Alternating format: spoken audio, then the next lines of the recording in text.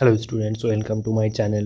চলে এসেছি সুবিদ্যাস স্যারের বইয়ের অনুপাত সমানুপাত চ্যাপ্টারের 11 থেকে 20 দাগের পর্যন্ত অঙ্কের সলিউশন নিয়ে। চলো তাহলে শুরু করা যাক। প্রথম 11 দাগ।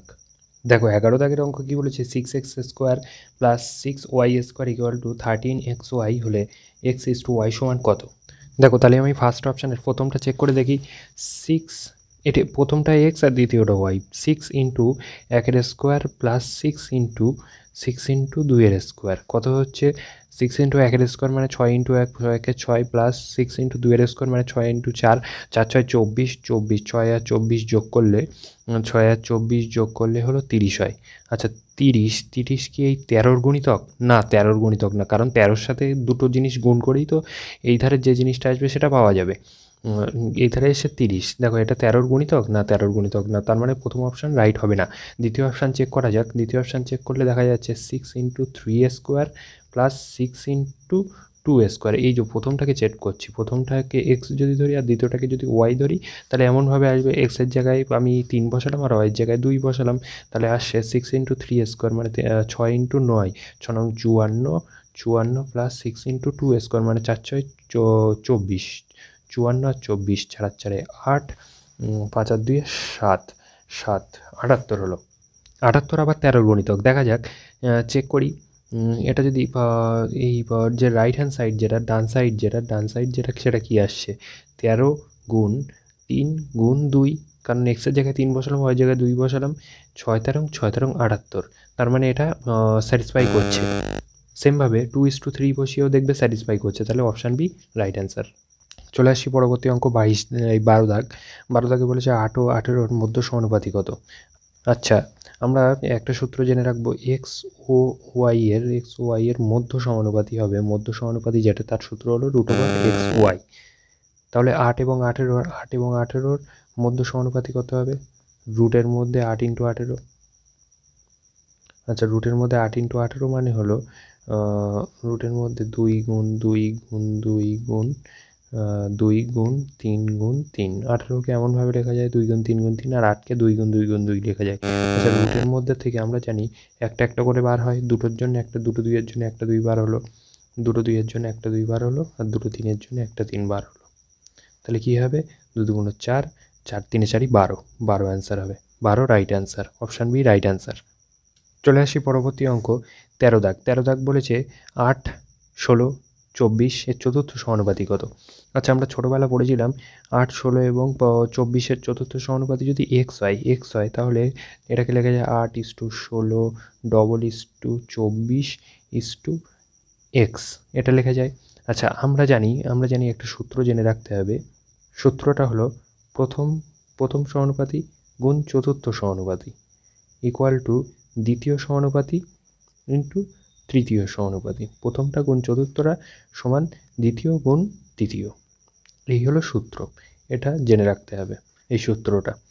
তাহলে এই সূত্র অনুযায়ী যদি আমি বসাই, তাহলে প্রথমটা মানে 8 ইন্টু চতুর্থটা মানে এক্স ইকুয়াল টু দ্বিতীয়টা মানে 16 ইন্টু তৃতীয়টা মানে হলো 24।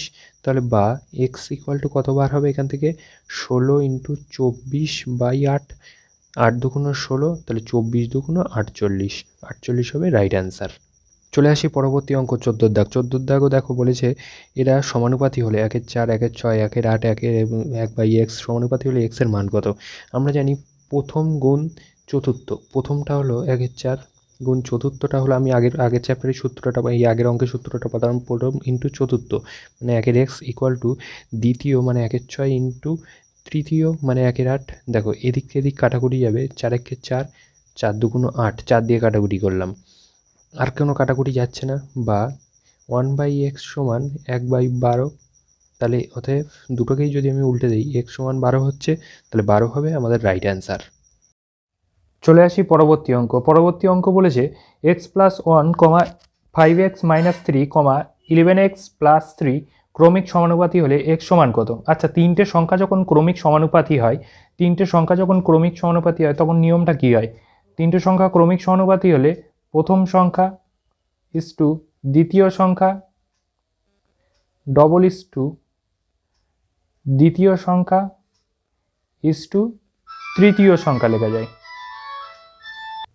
তাহলে প্রথম সংখ্যা দেখো আছে এক্স প্লাস ওয়ান, তাহলে প্রথম সংখ্যা আমাদের নিয়ম ছিল প্রথমটা গুণ শেষেরটা ইকুয়াল টু দ্বিতীয়টা গুণ তৃতীয়টা। এখানে দ্বিতীয়টা তৃতীয়টা মানে দ্বিতীয় দুটোই আছে, তাহলে প্রথমটা এক্স প্লাস ওয়ান গুণ একদম শেষেরটা মানে 11x প্লাস 3 ইকুয়াল টু দ্বিতীয়টা গুণ তৃতীয়টা, আর তৃতীয়টা মানে হলো 5x মাইনাস 3, এটা দ্বিতীয়, আর তৃতীয় 5x মাইনাস 3, এটাও তৃতীয়। দেখো গুণ করলে কেমন আসছে, গুণ করলে আসছে 11x² plus 11x plus 3x plus 3 equal to 25x² minus 15x minus 15x plus 9। তাহলে এরপরে সলিউশন করলে আসে 11x² plus 14x plus 3 equal to 25x² minus 30x plus 9। সব যদি একই দিকে নিয়ে যাই তাহলে 25x² minus 30x plus 9 minus 11x² minus 40x minus 3 equal to 0 হবে, বা 14x² বিয়োগ করলে 14x² হবে minus 44x plus 6 equal to 0। Middle term করলে 14x² মাইনাস এই 44কে লেখা যায় 42 যোগ 2 x প্লাস 6 ইকুয়াল টু 0, বা 14x² minus 42x minus 2x plus 6 equal to 0।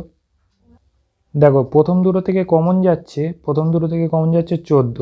14x common গেলে প্রথমটার থেকে পড়ে থাকছে x, আর দ্বিতীয়টা থেকে পড়ে থাকছে 3 14 42 3 মাইনাস 2 যদি কমন যায় x মাইনাস 3 ইকুয়াল টু 0। এই দুটোর থেকে x মাইনাস 3 কমন যাচ্ছে আর 14x মাইনাস 2 পড়ে থাকছে, তাহলে হয় x মাইনাস 3 সমান 0 অথবা 14x মাইনাস 2 সমান 0। তাহলে x ইকুয়াল টু 3 বার হলো আর x ইকুয়াল টু 2/14 মানে 1/7 বার হলো, তাহলে 3 এবং 1/7 এটা অ্যান্সার, 3,1/7 এটা অ্যান্সার। পরবর্তী অঙ্ক 16 দাগের অঙ্ক। দেখো 6 10 9 16 সংখ্যাগুলি থেকে কোন সংখ্যা বিয়োগ করলে সংখ্যাগুলি সমানুপাতি হবে। এখানে অপশান 4টে আছে। দেখো আমি জানি 4টে সংখ্যা সমানুপাতি কখন হয়। 4টে সংখ্যা সমানুপাতি তখনই হয় যখন প্রথম সংখ্যা গুণ চতুর্থ সমান দ্বিতীয় সংখ্যা গুণ তৃতীয় সংখ্যা হয়। আচ্ছা, প্রথম সংখ্যা গুণ চতুর্থ সংখ্যা। আচ্ছা, প্রথম সংখ্যার থেকে কিছু একটা বিয়োগ করতে বলেছে। কোন সংখ্যা বিয়োগ করলে? প্রথম সংখ্যার থেকে ধরলাম এক্স বিয়োগ করছে ওরা, আর চতুর্থ সংখ্যা মানে 16 থেকেও এক্স বিয়োগ করছে, দ্বিতীয় সংখ্যা মানে 10-এর থেকে এক্স বিয়োগ করছে, আর তৃতীয় সংখ্যা মানে 9-এর থেকে এক্স বিয়োগ করছে। তাহলে বিয়োগফল মানে যেটা বিয়োগ করতে হবে সেগুলো এই 2, 1, 3, 4 এগুলোর মধ্যে একটা হবে। এক এক করে অপশান চেক করা যাক। দেখো যদি আমি 2 বিয়োগ করতাম, এক্সের জায়গায় যদি 2 হতো, 2 বিয়োগ করতাম, এটা যদি 2 হতো তাহলে কি হতো? তাহলে প্রথম বিয়োগফলটা 6 থেকে 2 বিয়োগ করলে 4 ইন্টু কী হতো, এটা 16 থেকে 2 বিয়োগ করলে 14 হতো। এদিকে কী হতো, 10-এর থেকে 2 বিয়োগ করলে 8 ইন্টু 7 হতো। এদিকে হচ্ছে 27টা 56 হচ্ছে, আর এদিকে করলে কত হচ্ছে, 4 14 56 হচ্ছে। দেখো মিলে যাচ্ছে, তার মানে 2 হবে রাইট অ্যান্সার। চলে আসছি পরবর্তী অঙ্ক 17 দাগের অঙ্ক। 17 দাগের অঙ্ক বলেছে 4টি ক্রমিক সমানুপাতি সংখ্যার প্রথম দ্বিতীয়টি যথাক্রমে 4 এবং 16 হলে চতুর্থটি কত? 4টি ক্রমিক সমানুপাতি সংখ্যা, প্রথম এবং দ্বিতীয়টা 4 এবং 16 বলেছে। দেখো তাহলে প্রথমটা হলো 4, দ্বিতীয়টা হলো 16, তৃতীয়টা আমি জানি না, চতুর্থটাও জানি না। এখানে দেখি 4-এর কত গুণ হলো 16, 4-এর 4 গুণ 16, তাহলে 16-র 4 গুণ যেটা হবে সেটাই তৃতীয় সংখ্যা হবে। 4 16 64, আর 64 4 গুণ যেটা হবে সেটাই তৃতীয় সংখ্যা হবে, চতুর্থ সংখ্যা হবে।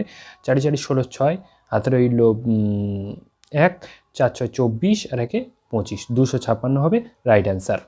পরবর্তী অঙ্ক বলেছে 5টি ক্রমিক সমানুপাতিক সংখ্যার প্রথম দুটি 2 এবং 4 হলে পঞ্চমটি কত। দেখো একই রকমভাবে 2 4, তৃতীয়টা জানি না, চতুর্থটা জানি না, পঞ্চমটা জানি না। তাহলে 2 এর কত গুণ 4? 2 এর 2 গুণ হলো 4, 4 এর 2 গুণ 8, 8 এর 2 গুণ 16, 16 2 গুণ যেটা হবে সেটাই অ্যান্সার হবে। 16 2 32, 32 হবে রাইট অ্যান্সার। 19 দাগের অঙ্ক বলেছে x is to y equal to 7 is to 3, তাহলে এইটার সমান জিজ্ঞাসা করেছে কত। তাহলে x এর জায়গায় আমি এক কাজ করি, 7 বসিয়ে দিই, আর y এর জায়গায় 3 বসিয়ে দিই। 7 এর স্কোয়ার প্লাস 3 এর স্কোয়ার ভাগ মানে বাই দিলাম 7 এর স্কোয়ার মাইনাস 3 এর স্কোয়ার। 7 এর স্কোয়ার হলো 49 আর 3 এর স্কোয়ার হলো 9। 7 এর স্কোয়ার 49, 3 এর স্কোয়ার 9। তাহলে 49 যোগ 9 আর 49 বিয়োগ 9, 49 যোগ 9 করলে 58 আর 49 বিয়োগ 9 করলে 40। কাটাকুটি করলে কত হচ্ছে, 4 10কে 40, 4 দিয়ে তো কাটাকুটি যাবে না। 29 দুগুণ 58 আর 20 দুগুণ 40, তার মানে 29/20, 29/20 রাইট অ্যান্সার। অপশানে রাইট অ্যান্সার হচ্ছে। পরবর্তী অঙ্ক 20 দাগের অঙ্ক কী বলেছে, a is to b সমান 2 is to 3, b is to c সমান 4 is to 5, তাহলে a square plus a square is to b square is to bc equal to জিজ্ঞাসা। দেখো অঙ্কটা আমরা শর্টে করব, এইটাকে টার্গেট করব, B square is to BC, B square is to BC. আচ্ছা বি কেটে যাচ্ছে না, তাহলে বি ইস টু সি আসছে, তার মানে বি ইস টু সি যেটা হবে মানে 4 is to 5 হবে, সেটা এটাই হবে। এইটা মানেই তো এটা মানে যদি 4 is to 5 হয়, তাহলে এইটা মানেও 4 is to 5 হবে। দেখা যাক কোন অপশানের শেষের দুটো 4 is to 5 হচ্ছে। প্রথম অপশান দেখো, প্রথম অপশান 9 is to 45, এ কি 4 is to 5 কি করা যায়? না, যায় না, তার মানে প্রথম অপশান কাটা। দ্বিতীয় অপশান পরে দেখছি, তৃতীয় অপশানকে দেখো, তৃতীয় অপশান হলো 36 is to 20, 36 is to 20 কাটাকুটি করলে 4 নং 36, 4 5 20, 9 is to 5 হচ্ছে না। চতুর্থ অপশান দেখি শেষের দুটোকে, 36 is to 40, 36 is to 40 করলে 36 is to 40, তাহলে 4 নং 36, 4 10কে 40, 9 is to 10 হচ্ছে না, অপশান কাটা।